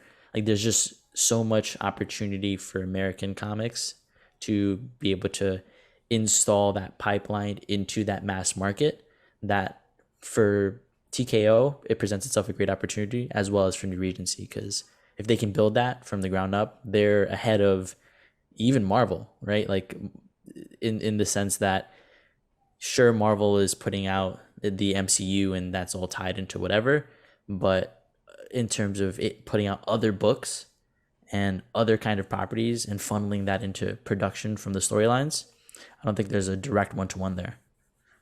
No, I mean, like those companies are they're built so differently, right? Like the money that a TKO could take in from, a cut of a movie deal, exactly where that's going to go. Even an indie movie deal. Yeah. Right.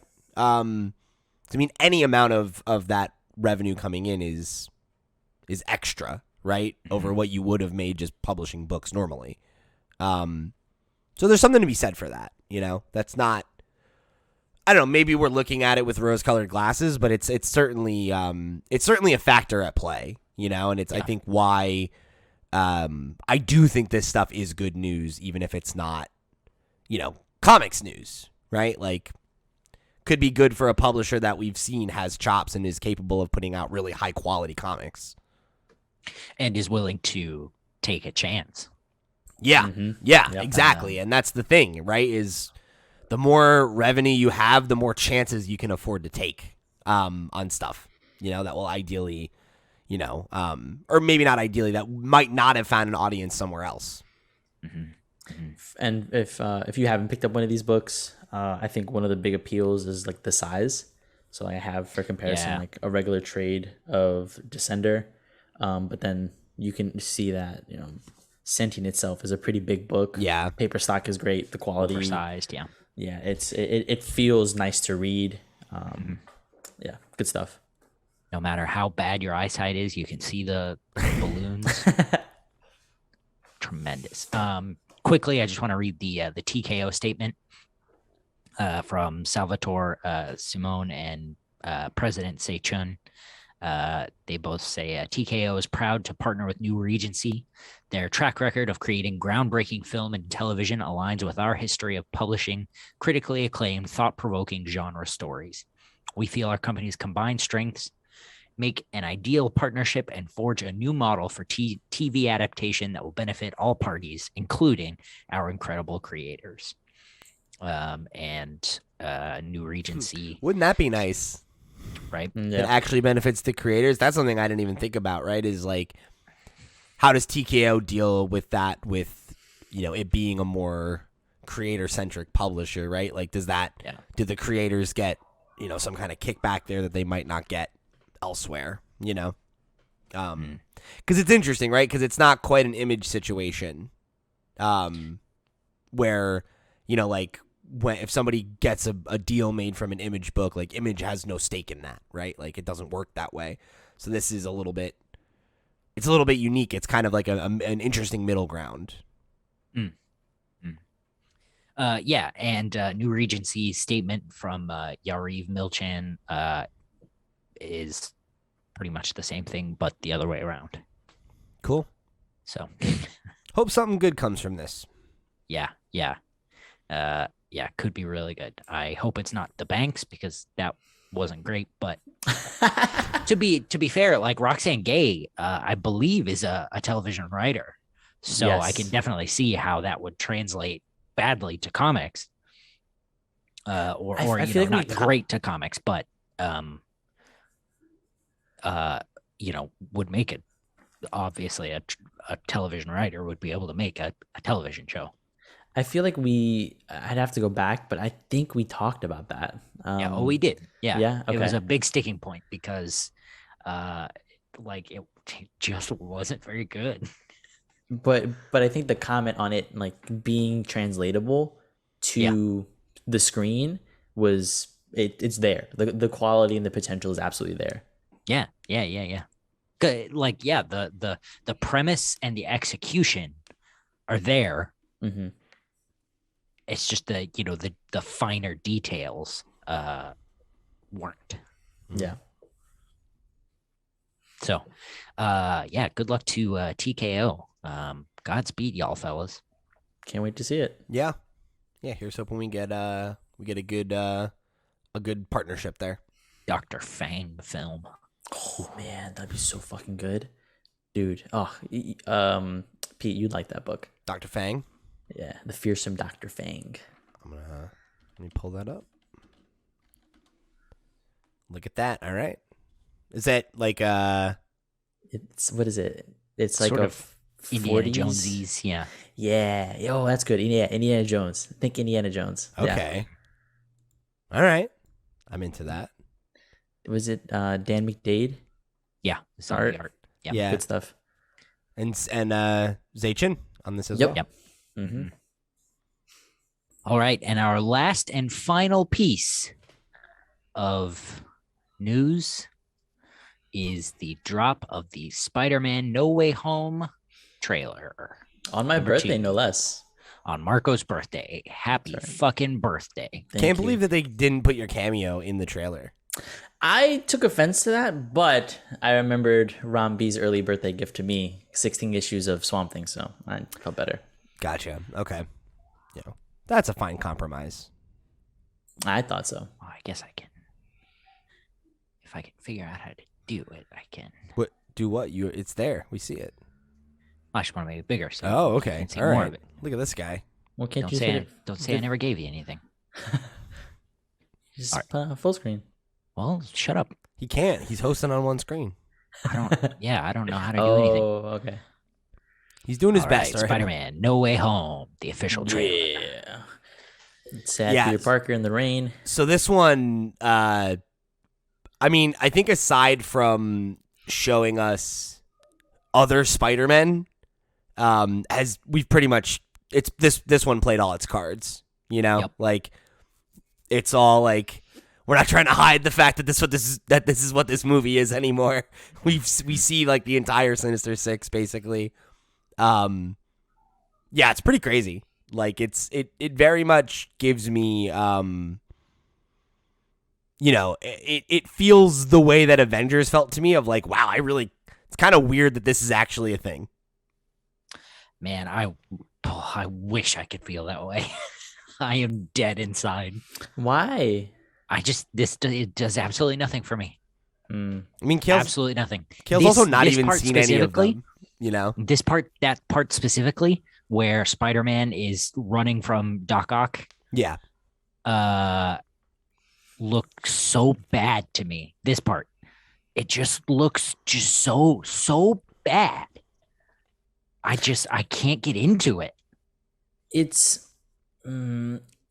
I think like this joke like right after didn't land for me. Like, what's your name? Otto Octavius. Yeah, he's like whatever. Like, bro, your name's Peter Parker. Like, Like, who the fuck do you think you are? yeah. First of all, but And your best friend is Stephen Strange. Get the fuck out of here.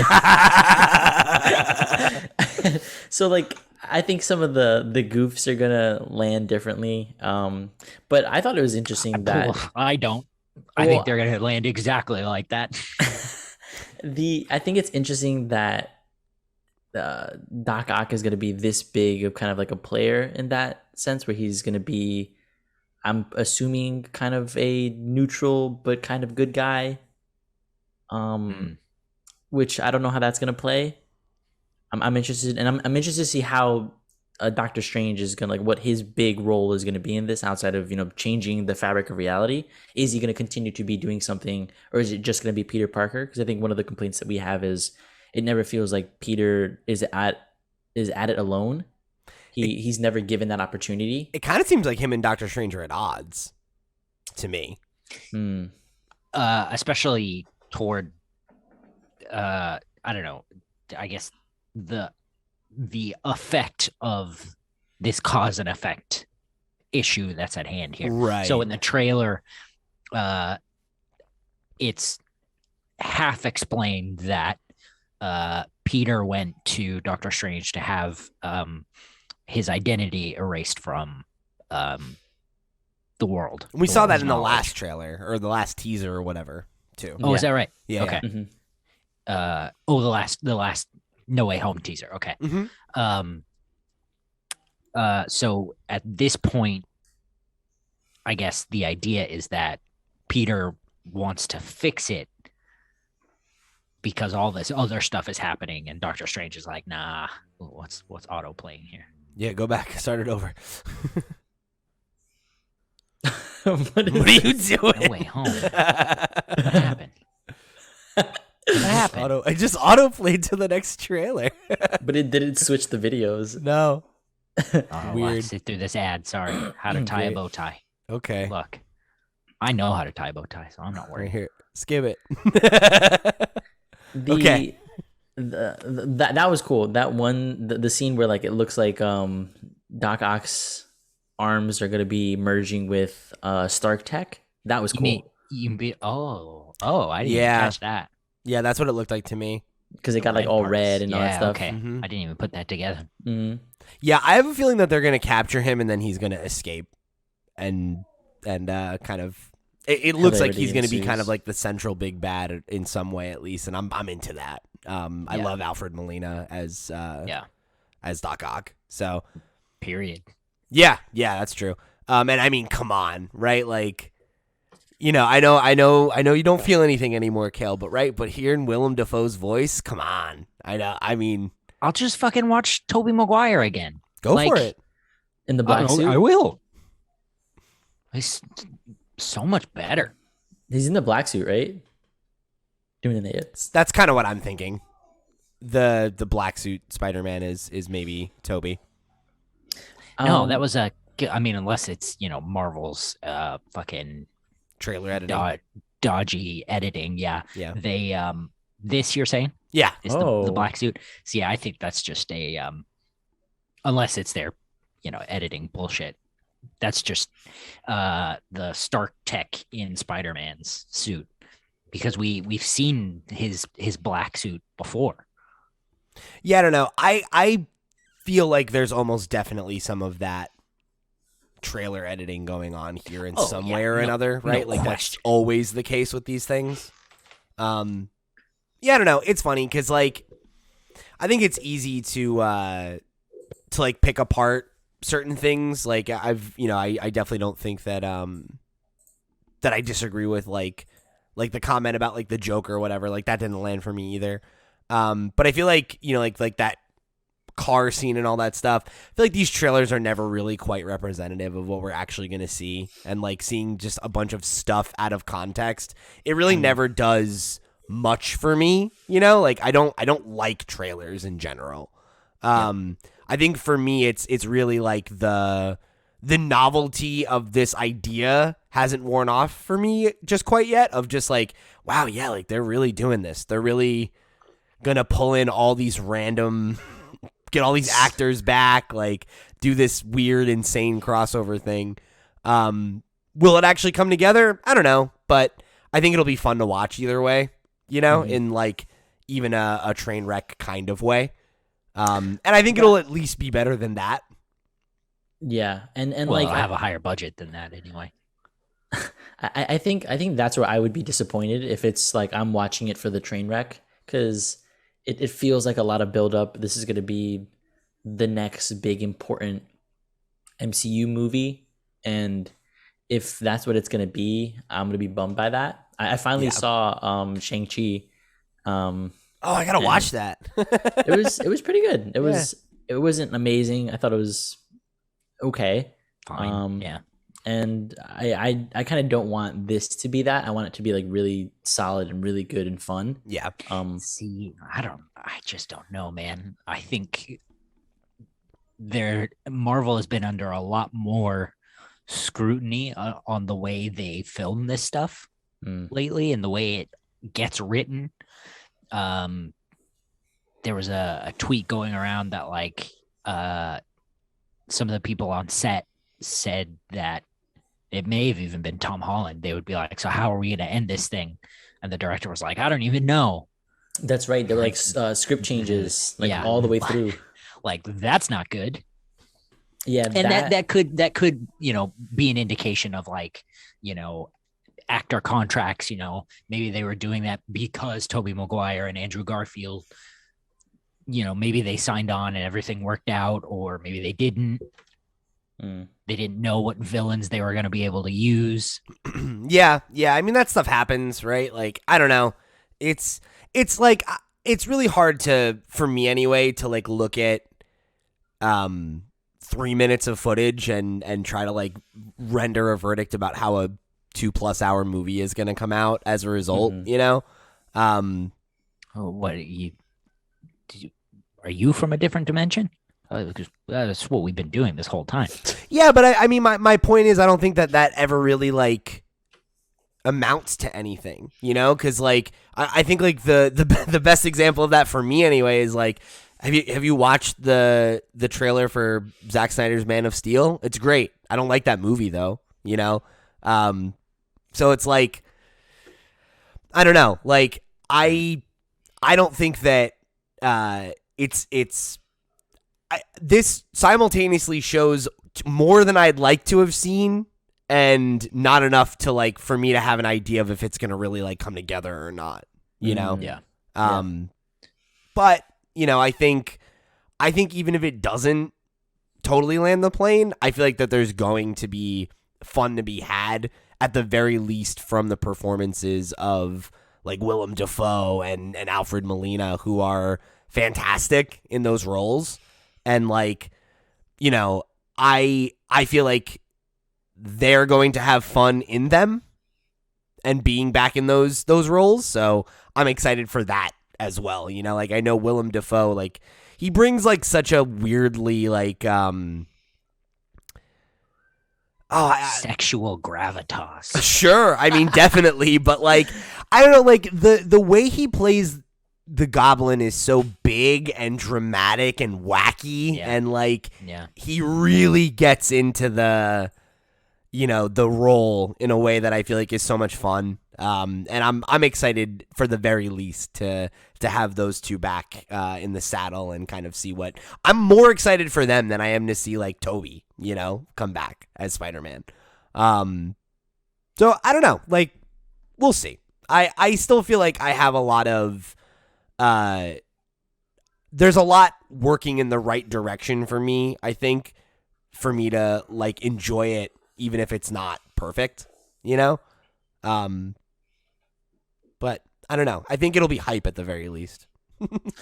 Cale, can you go to 45 seconds?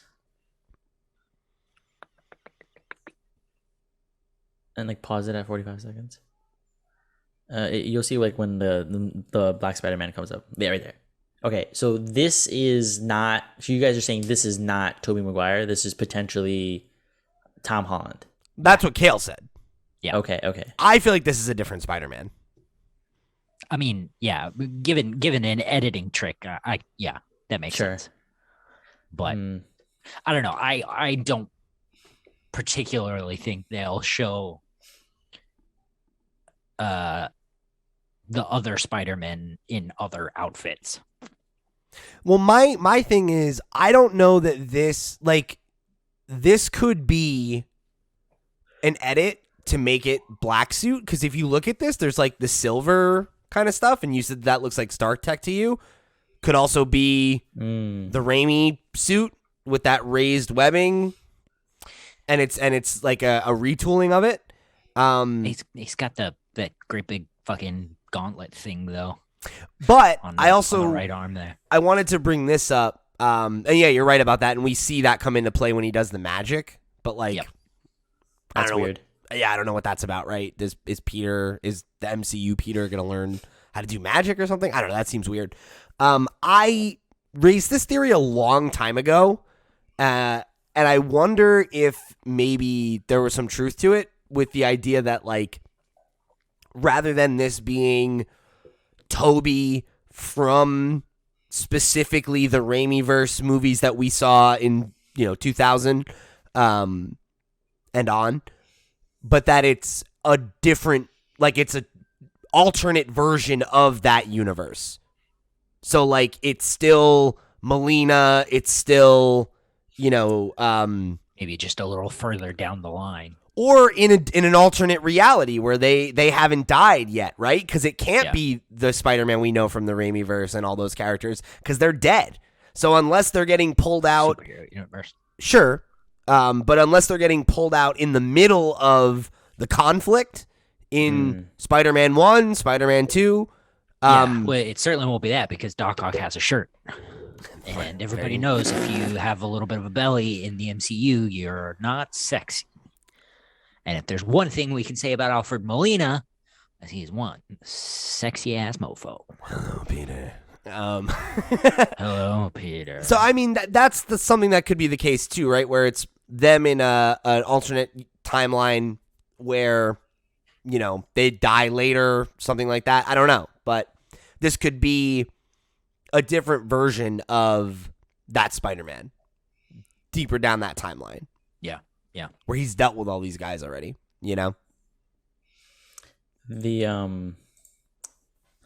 So the villains here are. Why don't we start it back from the beginning and go through, and we can call them out? Yeah. Because we got obviously we got Doc Ock. So the Squid, Goblin. There's the Electro. Goblin. Sandman's in there for sure. Lizard we see as well.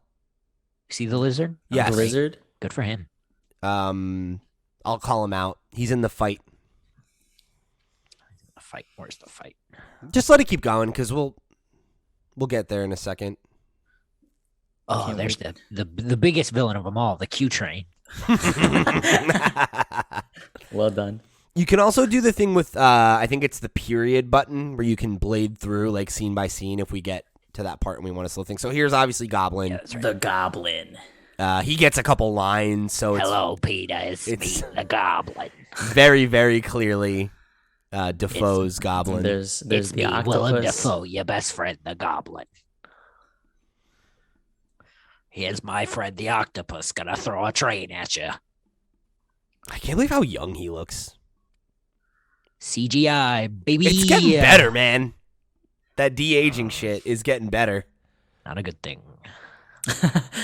Deep fakes. Oh, you know what? Oh, there's Electro. So here we go. See, There's Electro, and during this next... Sorry. This, where is it? That thing.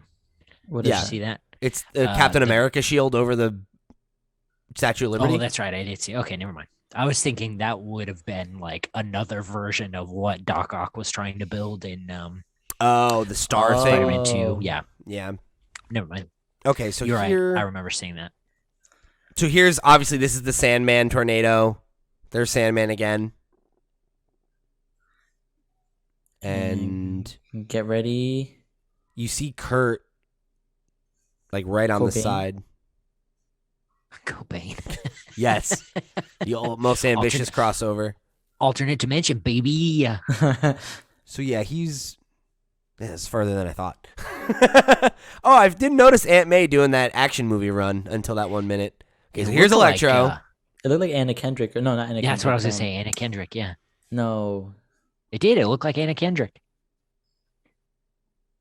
Hey, Peter, it's me. Here's my son, Okay, the where's young goblin. Oh, wait. Yeah, wait, there he that's is, right him? there. Right there. Oh, yeah. On the right. Who's that? The reptile? Yeah, that's the The lizard. reptile.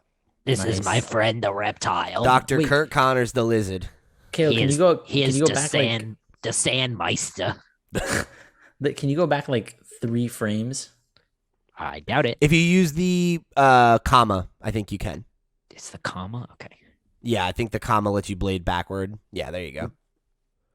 Right, so there's Lizard, there's Electro, and there's Sandman. Nice. Can you go to like the big explosion thing? Because I'm curious if that's, to Pete's point, the sun, like the other sun What situation. are you talking about?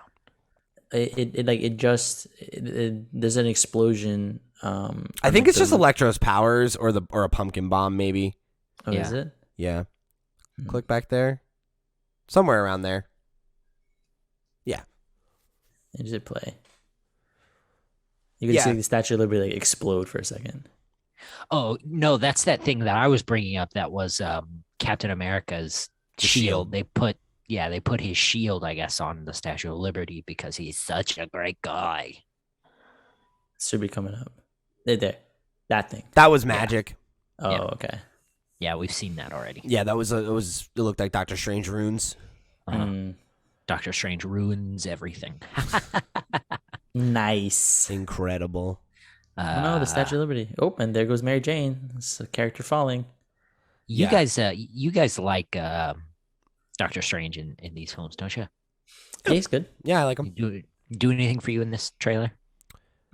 Again, trailers I don't know don't yet. do anything for me in that way, you know. Like, All right, yeah, we've heard you. Just answer the question. Like, I mean, fuck. that's my thing. Is like I just like what from the 2 or 3 times he talks. Like no, yeah, I don't know, no. Like he's got a significant amount of lines here. Like, I'm just saying, like for me, like when I watch a trailer like this, it's more like it's the things, it's the beats of it. Like it's hard for me to comment on like the things he says and like these tiny little, you know what I mean? Like I don't feel like I can get a read on someone's acting performance in a trailer because of the way that they're edited. And I mean, like he's been pretty consistent, so I feel like I'm not consistently worried. Shitty. Damn, I like him. So is this going to be similar to like Venom in that it's a Sony film, or is this a Sony presentation, or is this a Sony Marvel presentation? No, it's a Sony Marvel. It's still in the same way that the last 2 Spider-Men were produced, where Disney made this movie and Sony's got they have like a name on it. Yeah, and they distribute or whatever the fuck the deal is. Okay. But yeah, so I think this is the last one that they're currently contracted for, and then we'll see what happens from there. But I guess something I'm interested in is, so we were talking about the villains, right? Like, so it's Doc Ock, it's Green Goblin, it's Sandman, it's Electro, it's the Lizard. Who's the 6th is the question, I guess, right? Is it going to be, is it going to be supposed to be Vulture? I could be, but I mean we've seen Vulture now in the Sonyverse stuff, but we haven't seen him in any of this. He's in jail in the MCU. He could get out, but it could also be, maybe like Mysterio as well. Like we talked about that. Like maybe he's not really dead. Yeah, and he's a huge catalyst for multiversal bullshit from Spider-Man. Bendis' Spider-Man, where we first see 616 Peter and Miles Morales work together. And I mean, he orchestrated the whole, unveiling of Peter's identity and all that stuff. Yeah. So it's super possible that he's the 6th, and the reason we're not showing him is that they don't want to spoil the fact that he, somehow survived and, faked his death. Maybe it was all an illusion. Would make sense. I'm still convinced that at some point, what's his face? Kang is gonna make an appearance. I think in like a post-credit scene, because this is the first post movie coming out of Loki, and it's weird. I don't know that they're related. Like the alternate universe sort of situation. Yeah. Like, for sure. I think like that's gonna somehow tie into like an after credit scene. I don't think he's gonna be here in the film, but I think there's a continuation of narrative there in terms of expanding the multiverse and that kind of stuff. For sure. I think might be. And like that's clearly what they're trying to do. Yeah, you're definitely right about that. I think the thing that's weird for me though is like this and what Wanda's doing and like where Doctor Strange is going all feels like, okay, so this is magic fucking with the multiverse, but with the Loki stuff, like that's like it's more about timelines and branching and like there's obviously crossover, but I guess I'm wondering to what extent. Yeah. And is this going to be where that is revealed?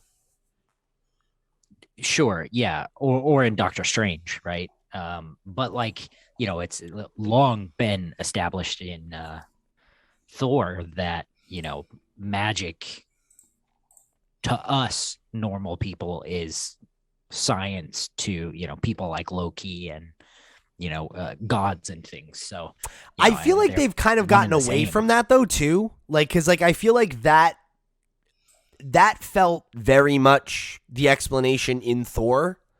But with where we're at now with magic in the MCU, and we're like seeing more and more magic stuff, right? Like Wanda and what happened in WandaVision with Agatha, like it was like very traditional magic, you know? And now the Agatha show now.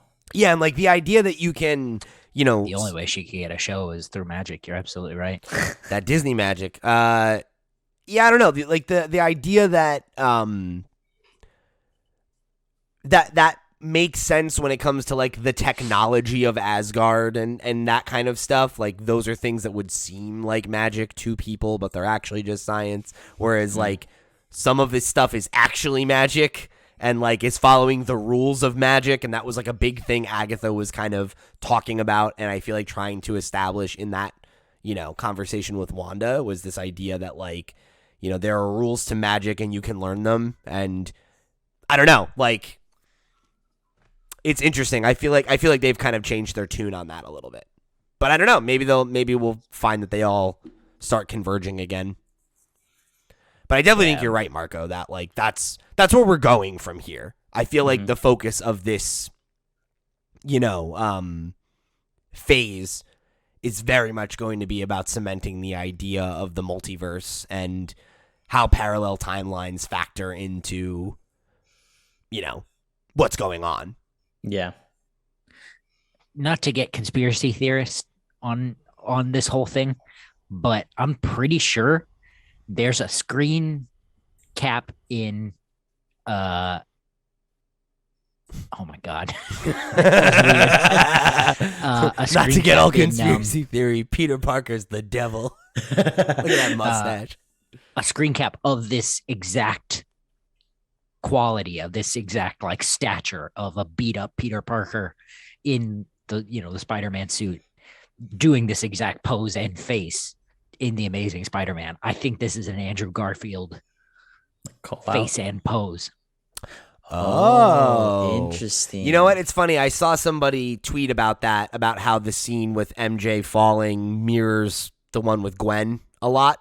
Mm-hmm. So maybe it's like a flashback. Maybe. I don't know. Okay. Well, let's close the fucking book on this. Oh, wait, pause it right there, right there. Look, they got little sparks flying. What's worse is it's for us. I don't know if the it's a viewer will be able to see this. No, the viewer can see it. And it showed up when I did that, and I went, "Oh no, what have I done?"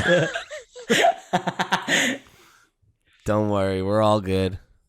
Anyway, let's land this fucking junk ass of a plane. Are you gonna watch the trailer for No Way Home? Are you watching trailers? Let us know. Tell us what you think. What are you excited about? Are you excited for Alfred Molina? Are you excited for Willem Dafoe? Are you excited for Jamie Foxx? Everybody knows Tobey Maguire and Andrew Garfield are not going to be in this film, so don't tell us about that because it's not going to happen. Don't bother. But you can write to us in all of the ways. Facebook, Twitter, Instagram, at the Comics Pals, or you can speak with us at thecomicspals@gmail.com if you want to send us an email. If you want to interact with us in any other way, you can find our link to Discord in our social medias. We have a ton of fun there. Sometimes we stream. A couple of us played Among Us the other night. That was a lot of fun. Yeah. But whatever you do, go to YouTube, hit like, leave us a comment, subscribe. We need those 500 subscribers. Sean will never recover if we don't get it by Christmas. Sean said that he will not come back to the show. He's going to just stay in California. So he's going to go join the West Coast Avengers if you don't do it. What a terror that would be. Make sure you listen to our review shows that come out during the week. Our Image reviews come out alongside their releases on Wednesday because Image provides us with review copies of their titles. So huge thank you for that. This week we'll be covering Gunslinger Spawn number 2 and Radiant Black number 10. And on Thursdays, we review whatever the hottest titles of the week are from every other publisher, if we can get a hold of them, because don't forget, we're going through a worldwide paper shortage. Finally, don't forget to check out our book club episode this month, Neil Gaiman's Eternals. And then the next one will be Spider-Verse, the book that inspired it all, from Dan Slott and a million other people. And that's the last. Well, it's the last Tuesday of every month. Actually, it's gonna be the last day, the 30th. So stay tuned. Next week. Go. Oh, there we go. Yeah, next week. Yeah, next week. Next Tuesday. Well, as this show coming out. Oh, to the listener, next Tuesday. Yeah, For right. us, like, I was thinking that would be December. Whoops. So we still have one more for the year. Yes. Any idea what that is? It's supposed to be Scott Pilgrim. We have to figure out which books specifically. We'll make a post about it. So it probably won't be. All right. It would help an absolute ton if you're listening on Apple Podcasts to leave us a review, tell your friends, and share the show. It's a busted ass system, but it's the one we got, and we need you. Let's do those dang plugs. Pete. Thank you guys for joining us here on another episode of the Comics Pals. If you want to connect with me, I'm @loud_Pete on Twitter and Instagram. Come chat with me about your expectations for Spider-Man. It's been a long time coming, this one, so let's see. How excited are you? Let me know. But yeah, you can also get some more stuff from me, my band, Long Friend, Time Friend. Guess what? We have new T-shirts coming. So eyes up on those. They're sick. Spoiler alert. They're very cool. I fucking missed your Elmo one, and I've been devastated. I might have so bad. I might have one extra left lying around somewhere, so I can. If I have one, I will send it to you. Let me know. But yeah, so go check that out. Wherever you get your music, we exist. If you like noisy punk rock, you can go find us. We're pretty good. And then head over to flipscreen.games for links to the video game podcast that I do. Go check it out. Marco. You can follow me on Instagram Twitter Mr. Marco Enomoto. Talk to me about the Star Wars High Republic books. It's been pretty good. The one put out by Marvel, not by IDW, and what else? And animes. Just tell me all about the animes. All the animes and all the mangas. I am manjas. Blue Period right now. Oh, I wait. caught up with that on Netflix. Okay. Is it good? Really enjoyed that. Yeah. It's about art and what it takes to be an artist, and how I think it's kind of a shonen anime, but with art, like traditional art, painting and charcoal and canvas and shit. Interesting. Okay. Yeah. In line with that, I've been watching Don't Toy With Me, Miss Nagatoro. And it's about a kid who's in the art club, but this his friend / rival, it's a first year girl, and tries to make him uncomfortable sexually, and that's the whole premise of the show. Oh boy.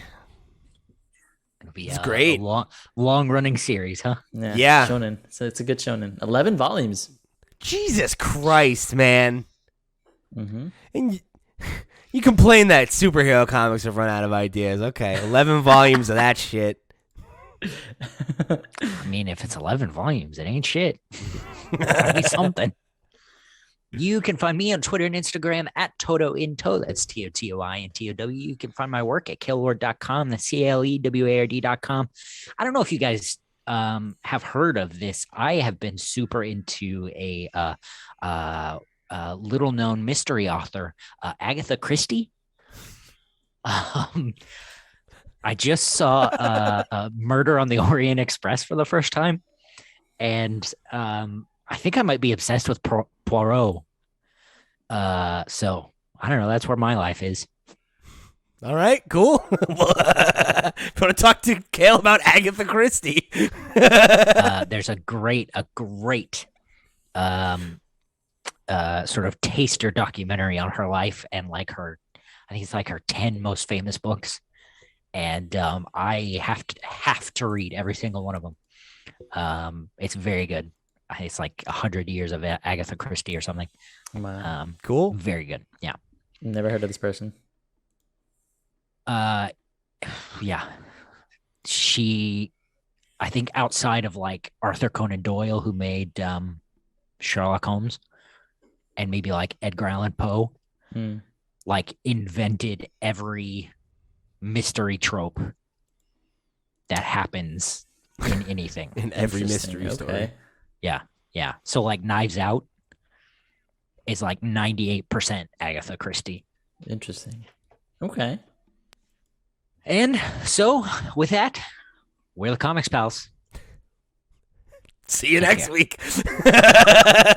Catch you next time. The Agatha Christie Pals. Dude, don't fucking the Poirot buddies.